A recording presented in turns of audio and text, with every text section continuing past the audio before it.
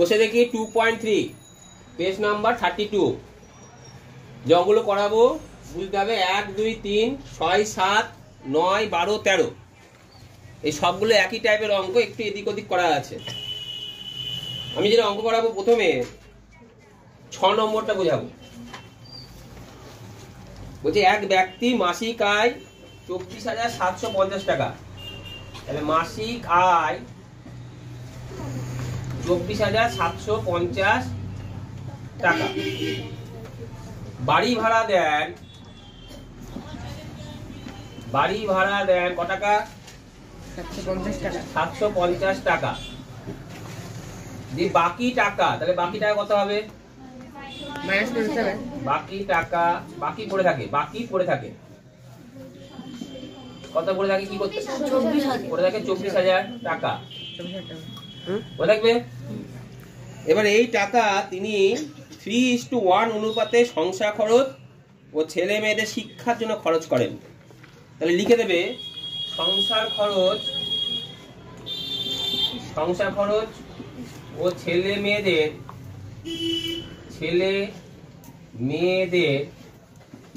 খরচের অনুপাত কত?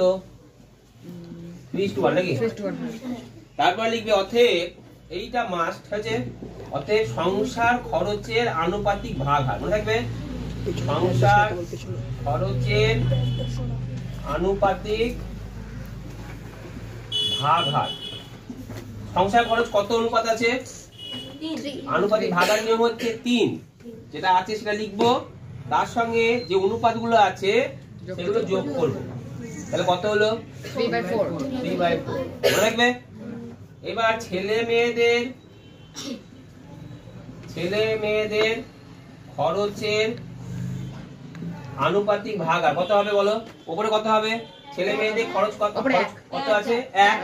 আর নিচে কত হবে? 3+1 বাই কত? 1/4। এবার এই টাকার আনুপাতিক ভাগ হারে খরচ করেছি। কোন টাকাটা?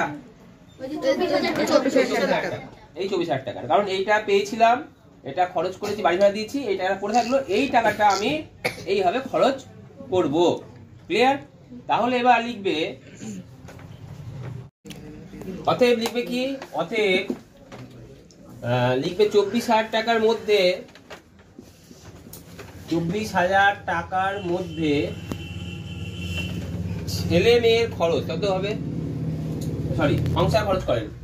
সংসার মধ্যে সংসার খরচ করেন কত হবে বলো? 24,000 ইন্টু 3/4। এটা সংসার খরচ কত হয়েছে? আনুপাতিক ভাগ আর 3/4। এত কি বাইরে টাকা? কত টাকা? 6,000 টাকা। 18,000 হয়েছে। আবার ঠিক একই 24,000 টাকার মধ্যে কমা দিয়ে নিচে লিখেছি। হ্যাঁ, 24,000 টাকার মধ্যে ছেলে মেয়েদের খরচ কত করেন? ছেলে মেয়ে 24,000 গুণিত 1/4। 24,000 গুণিত 1/4 1/4 টাকা। ছেলে মেয়ের জন্য 6,000 কত টাকা হলো? 6,000 টাকা। এবার উত্তর লিখে দেবে। বুঝতে পেরেছি? অঙ্ক নাম্বার 12 স্যার 11 হবে না? 12 নম্বর অঙ্ক। পরপর 4 বছরে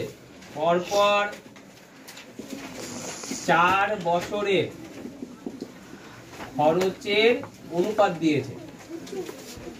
কত দিয়েছে? 2:4:3:2 হয়েছে। অতএব পরপর 4 বছর প্রথম বছর তাহলে লিখবো প্রথম বছরের খরচের আনুপাতিক ভাগ হার। উপরে কত হয় বলো দেখিনি? 2। আর নিচে কত হয় বলো? 4 + 3 + 2 11। ঠিক আছে। এবার দ্বিতীয় বছরের দেখে না ভালো করে, দ্বিতীয় বছরের খরচের আনুপাতিক ভাগ উপরে কত হবে? 4। নিচে 11। আর যোগ করা দরকার নেই। ঠিক আছে, বুঝতে পেরেছো? তৃতীয় বছরে খরচের আনুপাতিক ভাগ কত? 3/11। চতুর্থ বছরে কত হয় বলো? চতুর্থ বছর মানে এটা 2/11। এর মোট কত টাকা খরচ হয়েছে? 132 লক্ষ। তাহলে আমি বলছি যে এই 132 লক্ষটাকে শূন্য করবে না। কি করবে না? শূন্য করবে না, লিখবে 132 লক্ষ। এরকম লিখবে 132 লক্ষ লিখবে, ঠিক আছে? তাহলে শূন্যগুলো বসার দরকার নেই। তাহলে 132 লক্ষ টাকার মধ্যে, হয়েছে? এই কথা লিখে দিলাম, দিয়ে কমা লিখবো, দিয়ে লিখবো প্রথম বছরে কি হয়? খরচ হয়। কত হবে উপরে? ওর হবে 2/11 132 লক্ষ টাকা।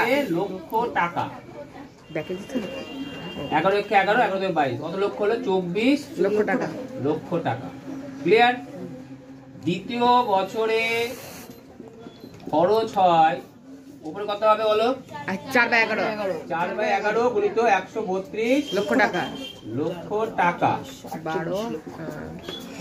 48 লক্ষ টাকা। ক্লিয়ার? তৃতীয় বছরে খরচ হয় কত হবে বলো? 3/11 3/11 গুণিত 132 লক্ষ টাকা 36 লক্ষ টাকা। তারপর চতুর্থ বছরে খরচ হয় 2/11 2/11 132 লক্ষ টাকা। 132 লক্ষ টাকা 24 লক্ষ টাকা। 24 লক্ষ টাকা। এবার অঙ্ক কি বলেছে? অঙ্ক বলেছে যে প্রথম ও তৃতীয় বছরে হিসাব করে দেখি দ্বিতীয় বছরে কত খরচ হয়েছে। দ্বিতীয় বছরে কত টাকা খরচ পেয়ে গেলাম, এটা লিখে দেবে। আর কি বলেছে? প্রথম ও তৃতীয় বছরে মোট কত খরচ হয়েছে। তাহলে প্রথম বছর আর তৃতীয় বছর কি করব? যোগ করে দেব। তাহলে প্রথম ও তৃতীয় বছরে মোট খরচ হয় কত যোগ করব? 24 প্লাস 36 লক্ষ টাকা। কত হয়? 60 লক্ষ টাকা। এবার দেখো আমার দরকার এইটা এইটা আর এইটা। চতুর্থ বছর দরকার নেই, তাই তো? কেউ যদি ভাবো যে আমি চতুর্থ বছরটা করব না, তাহলে অসুবিধা নেই। বুঝতে পেরেছো? করলেও অসুবিধা নেই, করলে বেশি পরিশ্রম, আর না করলেও অসুবিধা নেই। কারণ আমাকে শুধু জানতে চেয়েছে দ্বিতীয় বছরে কত আর প্রথম আর তৃতীয় বছর যোগফল কত, মানে তিনটে বের করতে হবে। তাহলে এই আনুপাতিক ভাগ আর বের করার দরকার নেই।